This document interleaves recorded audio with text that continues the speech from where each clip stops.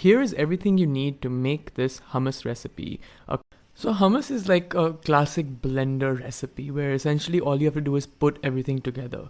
Now, what I've learned from creating a lot of blender recipes is that the first thing I do is actually add my fats and render them through. So here you'll see I'm adding my oil, my cumin, my tahini before I add my chickpeas and then run them through. This helps kind of emulsify all the fats, and that'll help actually mix it through with the water a lot better that you're going to add the chickpeas with. So chickpeas go with a little bit of the boiled water that you use. So if you're using a canned chickpea, you can put the water.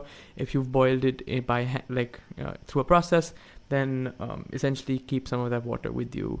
Lastly, I'm gonna add my my lemon juice and then run that through, because essentially what I'm doing is I'm breaking down all the viscosities of liquid and ensuring that they all mix really well.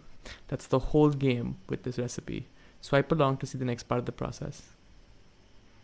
So once you've added your lemon juice, you've stirred it well, this is the time to add your salt and your pepper. And this is purely out of taste. Add how much ever you want to add. I cannot tell you how much to add specifically.